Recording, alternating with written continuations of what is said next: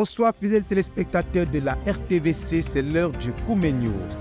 Après le cours spécial de l'UMPJ des dirigeants des maisons de prière et des chambres de prière, un autre programme critique pour notre œuvre en ce moment est en cours. C'est la session spéciale de l'ECSD adressée aux enseignants des écoles de la connaissance et du service de Dieu dans notre ministère et aux missionnaires de littérature.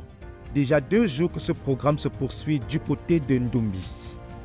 Retour en image sur le camp biblique des jeunes et des étudiants de l'église à Yaoundé qui a eu lieu du 3 au 7 avril dernier au centre chrétien d'Etouguébi. 5 jours au pied du Seigneur pour des transformations irréversibles. Plus de détails dans la suite du développement. Il commence, si tu veux même, tu peux trouver les 12 niveaux de chute dans Romains. L'homme a connu Dieu et il n'a pas voulu lui être reconnaissant. Manque de gratitude. Et il a voilé la connaissance qu'il avait de Dieu par l'ingratitude. Et il est devenu idolâtre. Il a attribué tout ce qui lui vient de bien à la création. La session de l'école de la connaissance et du service de Dieu adressée aux dirigeants des écoles de la connaissance et du service de Dieu dans notre ministère et aux missionnaires de littérature se poursuit actuellement en Ndombi. Déjà 2 jours et l'on enregistre jusque-là un peu plus de 200 participants venus de 13 provinces spirituelles de la nation et de 17 autres nations où notre œuvre est représentée, notamment la France, le Canada, l'Allemagne, la Norvège, l'Ouganda, la Côte d'Ivoire, l'Angleterre, le Togo, le Nigeria, le Burundi, pour ne citer que celle-là. Les pasteurs, dirigeants, enseignants et missionnaires réunis à cette occasion bénéficient des riches enseignements du leader, le pasteur Théodore Andossé, qui a introduit son ministère de la parole, en rappelant tout d'abord le fardeau et le grand besoin pour tous ceux qui portent des grandes responsabilités dans notre ministère et dans notre vision, et à ceux qui aspirent à des grandes responsabilités, de bâtir des équipes, non seulement pour manifester leur engagement à voir le but accompli de toute urgence, mais aussi pour accélérer l'accomplissement de notre but. Le leader a poursuivi en présentant la pertinence de l'école de la connaissance et du service de Dieu et du book ministry dans notre œuvre et dans le monde en ce moment pour libérer de toute urgence l'évangile et notre message. Et il dit, mais pour que tout le monde doit entendre, le moyen que la Bible avait dit, c'est que leur voix, c'est-à-dire les gens qui parlent en présentiel, sont allés partout dans le monde. Et leurs paroles, comme on a dit l'année passée, la littérature, les mots, les scripts ont atteint les extrémités de la terre. Les voix doivent partir des hommes. Les paroles doivent partir du message, la littérature. En vue de quoi? Afin que la terre entende sa voix. En vue de quoi?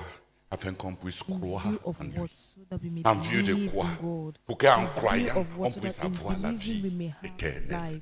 En vue de quoi? Pour revenir à Dieu. En vue de quoi? Pour retrouver la destinée humaine. Donc tu vois, l'apôtre Paul revient en argumentant la centralité, l'incontournabilité de la parole dans l'entreprise de l'évangile. Et il dit clairement que le fait d'entendre, pour que les gens entendent, ça ne va pas se faire par hasard. C'est un travail planifié. Comment ils vont entendre? On ne les prêche pas. Et comment on va prêcher si quelqu'un ne les prêche pas? Et comment quelqu'un va prêcher si on ne l'envoie? Il a par ailleurs souligné le fait que la société actuelle, bien que s'étant développée et bâtie dans l'optique de rendre l'homme plus autonome et indépendant vis-à-vis de Dieu, nous pouvons nous servir des outils modernes de communication développés jusqu'ici pour libérer de toute urgence notre message dans les nations en peu de temps, pendant que les missionnaires continuent d'être envoyés. WhatsApp n'existait pas quand le frère Zach était vivant.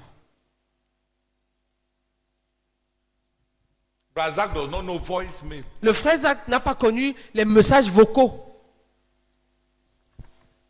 Ne perdons pas toutes ces occasions Let's not miss avec all la these psychose opportunities with de the notre génération qui psychosis of our transforme tout generation that pour être transforms indépendant, everything pour to être mieux, independent, pour être to Dieu. better, to be On God. transforme tout. Everything Tous is les being moyens, transformed. tous les All the civilisations, means, toute all la the civilisation, civilization, tous les all gadgets, tout. On transforme ça are being transformed. pour être Dieu. Plus de confort, plus de moi, plus d'identité. Comment sais-tu que Dieu ne nous a pas donné le but qu'il nous a donné? Parce qu'il connaissait la génération dans laquelle on va vivre. C'est donc par ces paroles et bien d'autres encore que le leader a introduit cette session de l'école de la connaissance et du service de Dieu. Les détails du mystère de la parole et le reste du programme vous seront donnés dans la suite du journal la semaine prochaine. D'ici à là, restez connectés sur la RTVC. On a tellement de moyens maintenant par lesquels nos voix peuvent voyager. Tellement de moyens par lesquels nos paroles peuvent atteindre les extrémités de la terre. But I'm amazed. La communauté missionnaire chrétienne internationale, à travers le Book Ministry, qui est le département par excellence qui nous aide à porter notre message jusqu'aux extrémités de la terre, est composé de certains sous-départements tels que la conception, la production, la distribution, l'impact et les finances. Son but est de produire 1000 titres portant le nom du frère Zach, 10 000 titres portant la spiritualité de la CMCI, 10 milliards de livres distribués et 100 milliards de traités distribués. Au courant de l'année 2023, le Book Ministry a produit 34 nouveaux livres édités, 60 242 livres distribués. En plus, il y a eu 11 nouveaux titres sous la forme audio et 51 nouveaux titres sous la forme électronique. En ce qui concerne la traduction dans de nouvelles langues, nos livres ont été traduits jusqu'ici dans 150 langues. Et le Seigneur a permis que plusieurs livres soient distribués gratuitement, tels que L'amour et le pardon de Dieu, Disciples coûte que coûte, et plusieurs livres qui ont été transformés en unités pédagogiques pour le message de Berthoud. Et le temps nous manquerait de parler des prières individuelles et collectives qui ont été suscitées, des jeunes individuels et collectifs qui ont été suscités, des ouvriers qui ont été recrutés dans ces départements. Nous bénissons le Seigneur pour les vies qui ont été sauvées, transformées et révolutionnées par notre littérature durant l'année 2023. Yassine Bekolor pour la RTVC. Le culte de ce dimanche 21 avril à la méga-église a mobilisé environ 700 saints et invités, au nombre desquels plusieurs dirigeants venus de différentes localités et églises de la province spirituelle du quartier général. Le pasteur Edwin Ekwen a coordonné la rencontre, préparant les saints par des exhortations, les prières et par la louange à rencontrer Dieu à ce culte. C'est donc un privilège pour des hommes mortels d'entrer dans la présence de Dieu immortel et tout-puissant, expliqua-t-il. C'est un privilège, poursuivit-il, de se rapprocher de la montagne sainte, de la cité du Dieu vivant, de la Jérusalem céleste, des myriades qui forment le cœur des anges selon Hébreux chapitre 12, versets 22 à 24. Et en harmonie avec l'assemblée des premiers-nés inscrits dans les cieux, les ministres de louange ont conduit l'assemblée réunie à louer le Seigneur.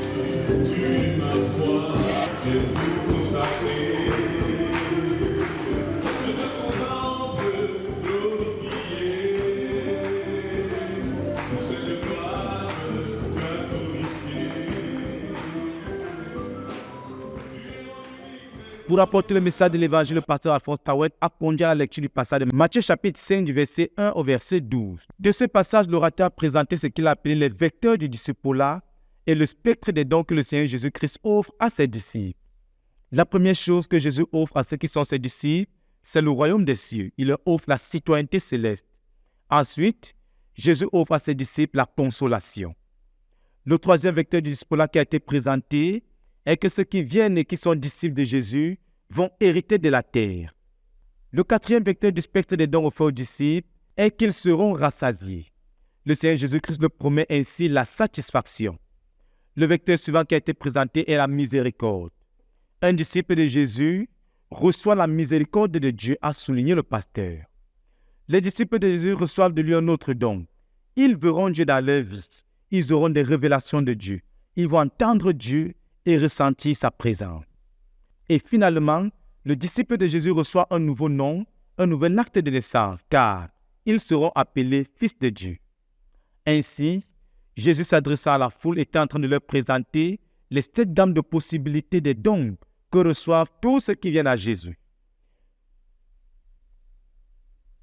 Dans le passage de Matthieu chapitre 4, versets 18 à 22, pour montrer la réponse de ceux qui sont appelés à être disciples lorsque Jésus les appelle, l'orateur a présenté les thèmes suivants.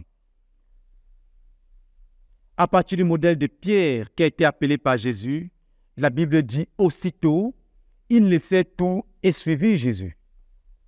Aussitôt, à once. Il faut que ta pensée change. Your mind must change. Il faut que tu acceptes maintenant. You must accept now. Que tu es pécheur. That you are sick. Que tu es coupable. That you are guilty. Que tu n'es pas une victime. That you are not a victim. En réponse au message, 40 personnes ont reçu le Seigneur Jésus-Christ dans leur cœur et 2 d'entre elles ont été baptisées dans l'eau. Après quelques annonces, les sœurs ont été recommandées à la grâce du Seigneur. À Dieu soit toute la gloire pour ce culte et son impact. Le camp biblique des jeunes à Yaoundé, sous le thème inspirant « Lève-toi et brille, ton heure a sonné », a été une véritable aventure spirituelle édifiante pour tous les participants. Voici un résumé des moments marquants et des enseignements transmis par les différents intervenants. L'accueil chaleureux a été orchestré par le pasteur Badjo, qui a dirigé une prière inaugurale pour ouvrir officiellement le camp, suivi de l'exécution des hymnes du camp de Yaoundé 2024 sous la direction du frère Roméo Wandi. L'instance ZTF dirigée par la sœur Céline Bidja, dans le but d'inspirer la croissance spirituelle en se basant sur l'exemple de vie du professeur Zacharias Tanefomom. Le pasteur Joseph Gandeux a partagé des enseignements puissants sur le début d'une nouvelle révolution à Yaoundé, soulignant l'importance de la discipline et de former des disciples engagés, tout en invitant les participants à suivre l'exemple de Timothée dans leur marche chrétienne. Le pasteur Victor Andossé a abordé des sujets essentiels tels que le mariage et le caractère chrétien, mettant en lumière l'amour fraternel et l'importance de traiter les autres avec délicatesse. Il a également souligné les dangers des flirts et des convoitises sexuelles dans la société actuelle. La présence de la sœur Ruth Donald et du pasteur Ghislain, venus partager leurs expériences et enseignements, a enrichi le camp en apportant une perspective internationale et des témoignages inspirants.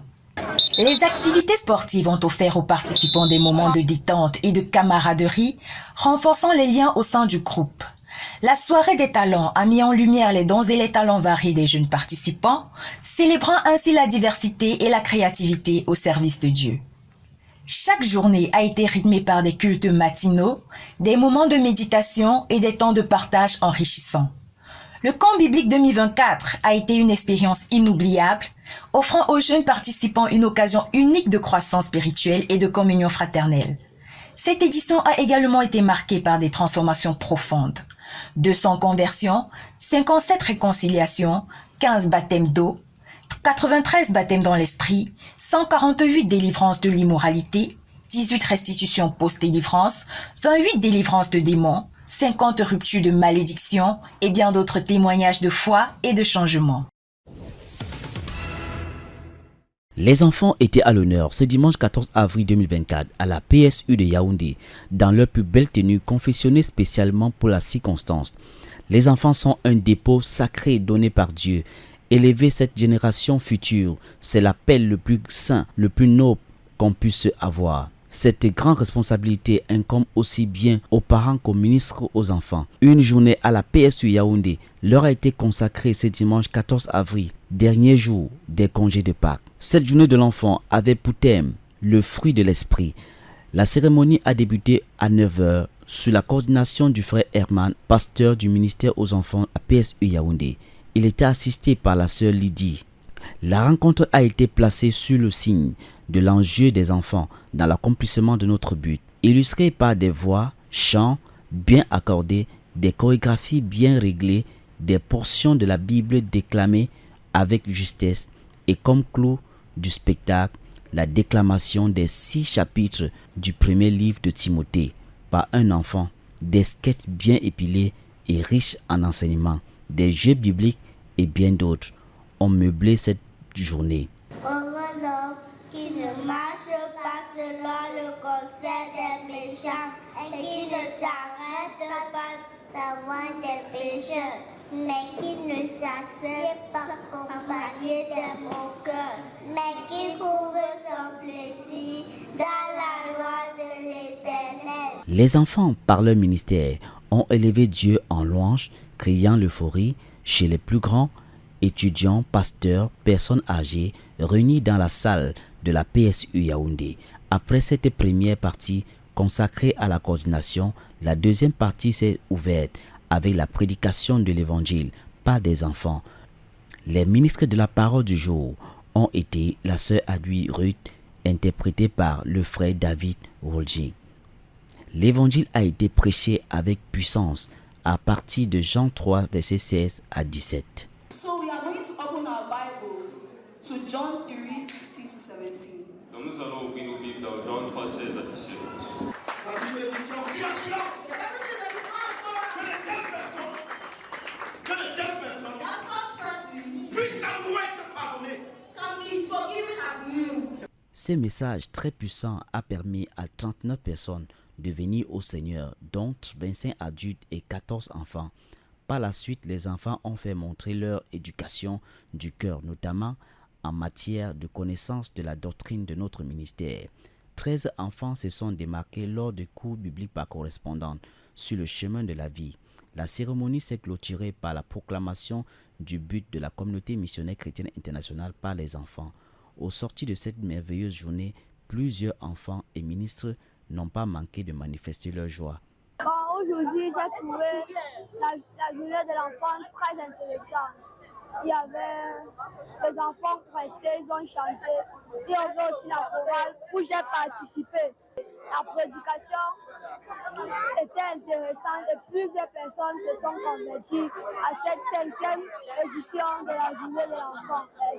While preparing my message, I had to go on a 3 days fast last week, and this week I had to take a 2 days fast. The burden of that fast was for souls to be won, was for my message to penetrate into the hearts of unbelievers and backsliders. I saw souls won for the Lord Jesus Christ. I saw backsliders coming back to the Lord Jesus Christ. I was so happy because my fast did not go in vain. L'église à Yaoundé a encore fait parler de lui cette semaine avec le passage de l'un des fils et amoureux du frère Zach. Notre missionnaire au Bénin, Bosoum Koumabe, plus qu'il s'agit de lui, a rendu ministère à la méga-église de Yaoundé le mardi 22 avril 2024 devant un peu plus de 1000 saints venant de plusieurs quartiers de la ville. Le pasteur Bosoum Koumabe s'est présenté humblement devant le peuple de Dieu réuni comme un amoureux incontesté des livres du frère Zach. À écouter ses débuts dans la foi, c'est grâce à ces livres qu'il est ce qu'il est aujourd'hui. C'est aussi grâce à ces livres que l'Église au Bénin connaît une certaine stabilité. Le pasteur a encouragé ses frères de Yaoundé à lire et à relire nos livres. Bien-aimés, je vous exhorte tous à reprendre la lecture des livres, à les relire, faire les requêtes avec les livres, enseigner aux enfants avec les livres, utiliser les livres, utiliser les livres, utiliser les livres, utiliser les livres. En plus de lire nos livres, nous devons aussi enseigner à partir du message qui est dans nos livres. Enfin, l'homme de Dieu a supplié l'église mère de distribuer nos livres. C'est autour de 20h qu'il va remettre son micro avant de prendre la route de Bertois où il doit prendre part à un programme de l'UMPJ sur le book ministry. Yves Njana, Yaoundé, pour la RTVC.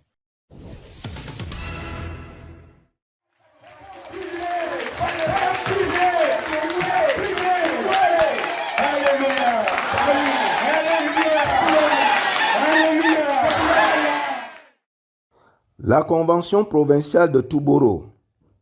D'un champ de mission ordinaire, Touboro a été érigé province spirituelle depuis janvier dernier, suite à une annonce solennelle du pasteur Théodore Ndossé pendant la mini-convention des dirigeants du Cameroun. Du coup, Touboro vibre depuis quelques jours au rythme de sa première convention provinciale. Pour cette première édition, tout y est mis pour poser le fondement de la jeune formation spirituelle. Le coup d'envoi, quant à lui, est effectif depuis dimanche 21 avril dernier à Touboro. L'accueil et l'installation des premiers arrivants, suivis d'une séance d'action de grâce et d'autres orientations en soirée, ont marqué ce jour inaugural de la convention. La prise de parole par l'orateur principal, le pasteur Jean de Dieu Wachiyi, a eu lieu la première fois le lundi 22 avril 2024. L'occasion pour lui de conduire le peuple à reconnaître les bienfaits de l'Éternel en ce qu'il a fait d'eux une province spirituelle et leur dirigeant pasteur Charles Mazier promu à la tête de la jeune structure spirituelle. Ce qui est un grand honneur pour vous, a-t-il ajouté. Mais qu'est-ce qu'une convention ou le but de création d'une province spirituelle? Une convention spirituelle est une retraite spirituelle pour rencontrer Dieu en tant que province, comme c'est le cas maintenant à Touboro. Mais aussi en tant qu'individu pendant les séclusions, elle se prépare généralement pendant 12 mois. Alors que le but de la création de la province spirituelle de Touboro est que tous les habitants de cette zone géographique qui englobe Touboro, Madingring, Tchad, Centrafrique, soient reliés à Jésus-Christ comme Jésus-Christ lui-même est relié à son Père, notre Père.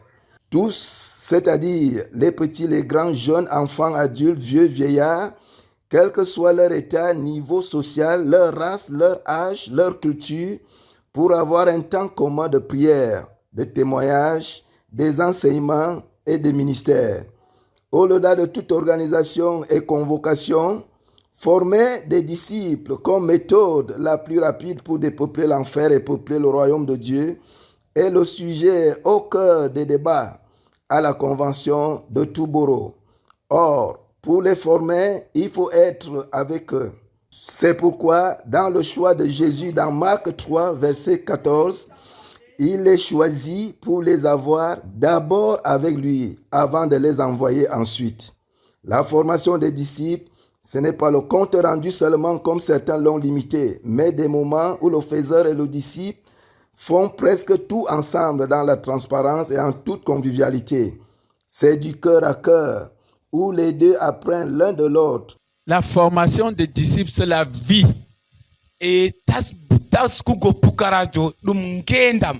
le disciple doit voir ce que tu fais.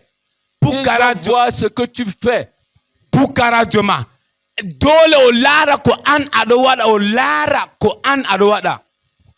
Et faire ce que tu fais. Ce n'est pas dit faites. Ça, c'est le christianisme catholique. Puisqu'en fin de compte, on s'en va pour faire comme le maître, toutefois, après avoir bien appris à ses côtés. Cas pratique d'actualité, venu comme missionnaire national, le pasteur Charles Mazier est à ce jour dirigeant provincial de notre œuvre à Touboro, après la récente promotion. Une promotion qui entraîne forcément l'initiation par rapport à la nouvelle posture qui est en train d'être faite par le doyen Jean de Dieu Wachiyi en ce moment. Elle exige aussi l'élargissement à tous les niveaux qui entraîne la construction de nouvelles stratégies qui permettront d'accomplir le but de la nouvelle province spirituelle de Touboro. C'est pourquoi tous les dirigeants missionnaires et pasteurs ont fait alliance avec le pasteur Charles Mazier, leur dirigeant provincial, à travers des prières de consécration à Dieu et à lui. D'autre part, 10 équipes de 11 églises locales ont été mises en place ayant pour objectif de prier et de jeûner mensuellement 3 jours complets chacune. Un programme non-stop qui prendra effet dès le 1er mai 2024. Le bilan des travaux à la fin de la première convention provinciale de Touboro d'avril 2024 sur les mêmes zones. À très bientôt. RTVC, Roger Marie Aono, Touboro. Leadership is planning. Leadership is planning. He said leadership is a factor of growth. À la suite de l'Université mondiale de la prière et du jeûne, des missionnaires, pasteurs et des implanteurs d'églises, le dirigeant de la province spirituelle du Sud-Ouest, le pasteur Enoch Bisson, à la suite des directives qui ont été données pour le but de la phase 3, a décidé de se réaligner pour ce but. Faisant suite donc à cette UMPJ, le pasteur Enoch Bisson a organisé une retraite des dirigeants de la province spirituelle du Sud-Ouest le 21 avril 2024. La réunion a commencé à 8 heures par les prières, les actions de grâce et les proclamations. Ensuite, il y a eu la présentation de l'objectif de la réunion qui était de sortir avec le but de la province spirituelle du Sud-Ouest de 2024 à 2029. Ensuite, le pasteur Bisson a enseigné sur le leadership. Il a établi le but quinquennal de la province spirituelle. We must be in 1 million house churches all over the planet. 1 million house churches. There are 1 million disciple makers who obey the better message. Yes. With 100 million disciples. 100 million disciples. In 200. Il y a eu un moment de prière, des moments de proclamation et des actions de grâce. La retraite s'est achevée aux environs de 17h26 avec le souper et le départ des dirigeants vers leurs localités respectives. Nous bénissons le Seigneur pour cette initiative qui permet ainsi à la province spirituelle du Sud-Ouest de ramener l'accomplissement du but de la phase 3 au niveau de la province. Yacine Bokolo, RTVC. We bless you the favor of God to go with you. We bless you the burdens of God to rest upon you. We bless you the burdens of God to rest upon you. And we bless you that the burdens of God overtake you and go along with you. In Jesus' name, amen. Le séminaire réussi en Europe a effectivement eu lieu le 20 avril 2024 avec plusieurs participants venant de plusieurs villes du Cameroun, notamment de Douala, Kribi, Tchamba, Bafoussam, Bertoua et bien évidemment de Yaoundé, la ville où s'est tenue cette deuxième édition.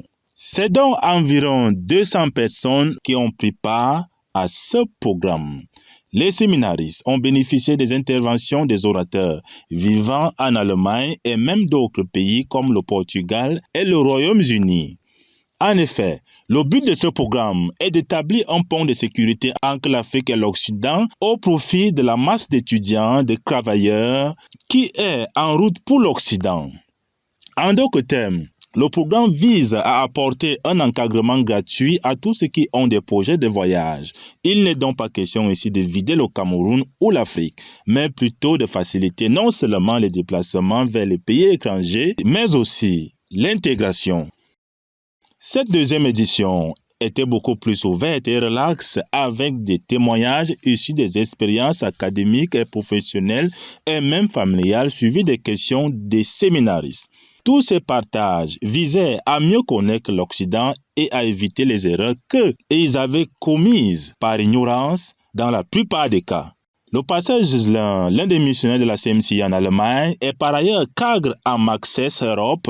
Dans l'une de ses interventions, a encouragé les futurs voyageurs à mettre Jésus au centre de leur projet, car Jésus est celui-là qui apporte la faveur dans les projets. Après son message, 27 jeunes et parents ont décidé de suivre Christ.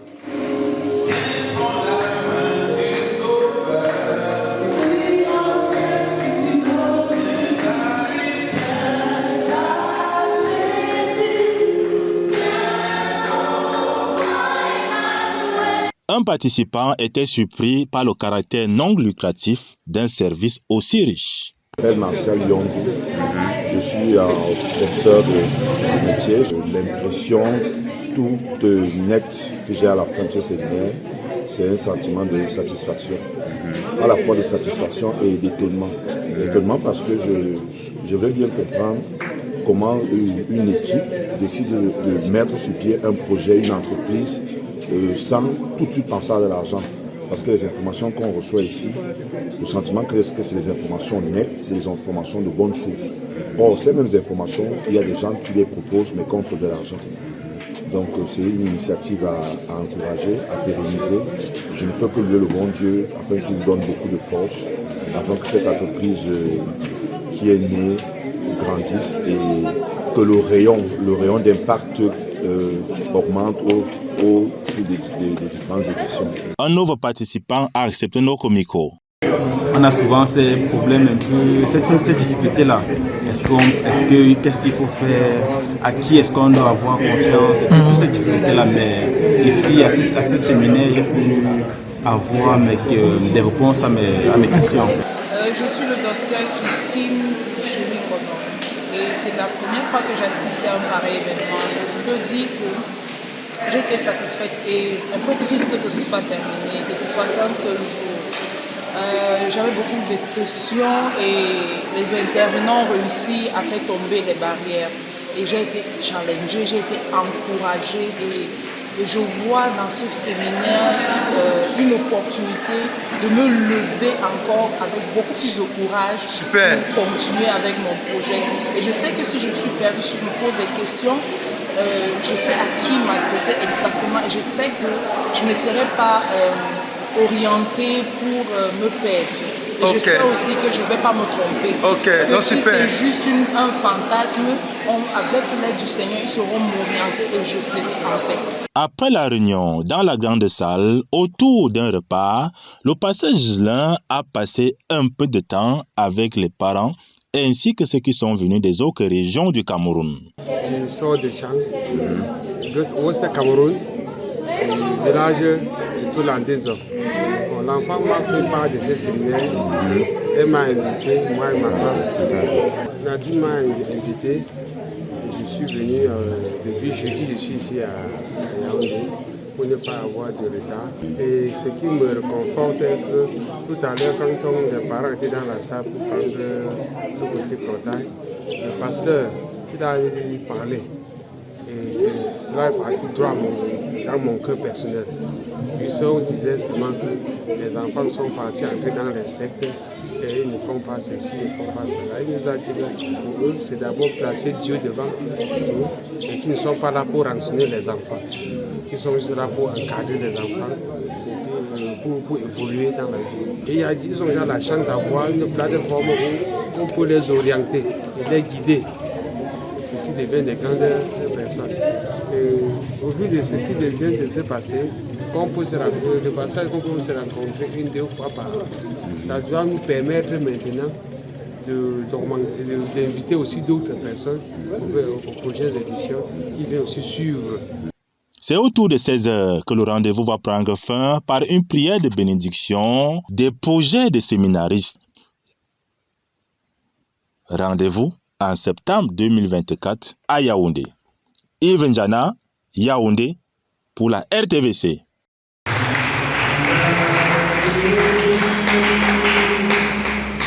Viens au roi Emmanuel,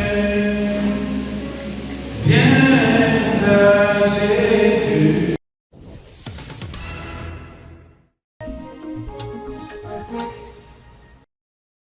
Le ministère aux enfants de l'église d'Abidjan a organisé la 2e édition de la retraite des adolescents à Tiekwa, au hall de l'UMPJ du 4 au 6 avril 2024. Cette rencontre dénommée Retraite Bérène, selon Actes des Apôtres, le chapitre 17, le verset 10 à 11, avait pour thème principal la nécessité de choisir de suivre les voies des dieux plutôt que les voies du monde. Le responsable du ministère aux enfants de la CMCI Côte d'Ivoire, le pasteur Jean-Paul Apoutri, a constitué 10 groupes de 30 enfants et ministres. Il a d'abord amené les groupes à lire et étudier tous les livres de 1 Jean, avec 12 questions de recherche tirées de ces livres. Ensuite, le pasteur Jean-Paul Apoutri a conduit les enfants à restituer le travail, sans oublier d'apporter les corrections et orientations pour la bonne compréhension de l'enseignement que l'apôtre Jean a voulu communiquer, à savoir la nature d'un enfant de Dieu. Comment naviguer dans la modernité avec des valeurs chrétiennes. Tel était l'un des sous-termes abordés. À cette interrogation, les adolescents de 12 à 21 ans ont travaillé en atelier sur la supervision des ministres aux enfants.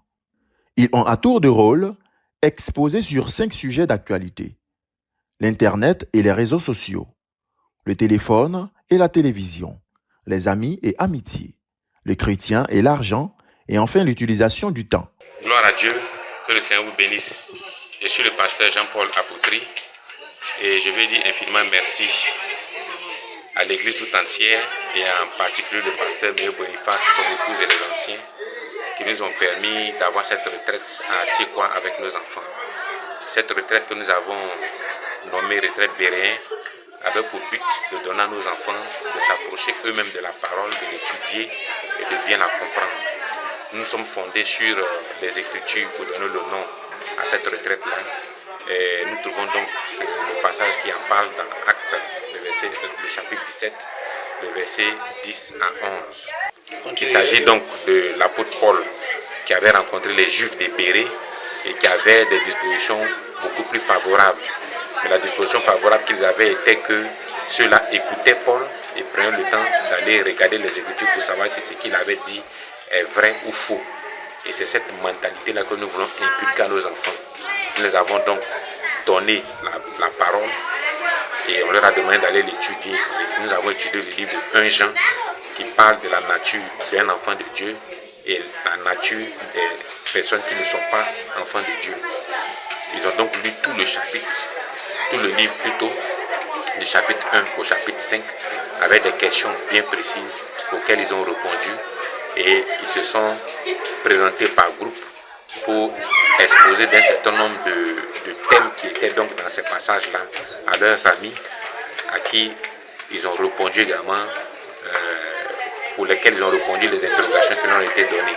Et nous sommes juste venus en arrière pour conclure et harmoniser toute la pensée qui a été donnée afin de nous assurer qu'elle est conforme à la parole de Dieu.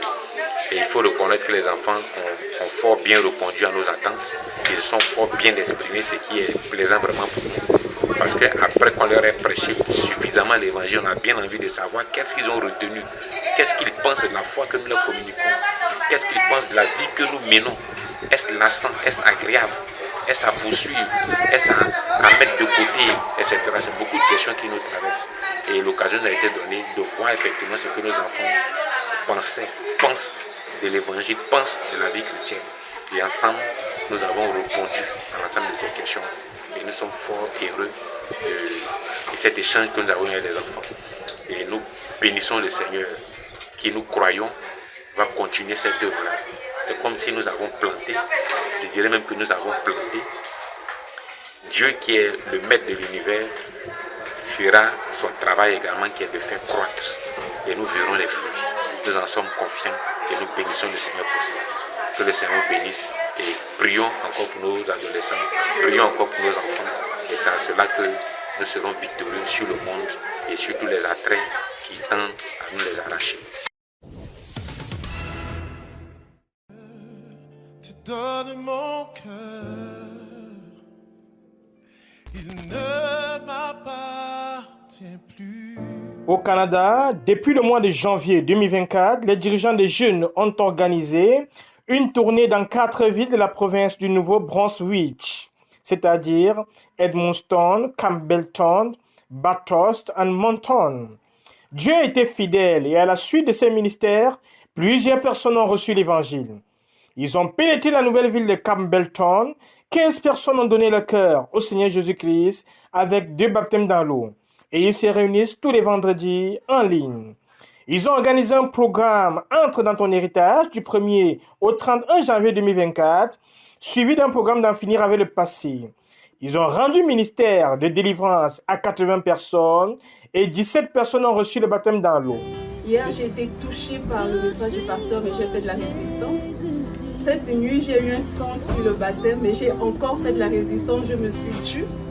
Et quand la sœur Pétronie est intervenue, le Seigneur m'a encore parlé. En fait, il n'a pas cessé de me parler.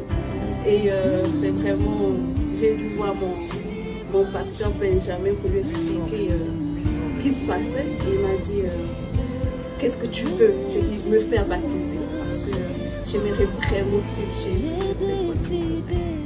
De telles initiatives, à coup sûr, nous aideront à accomplir le but de la phase 3. Yassine Bekolo, RTVC.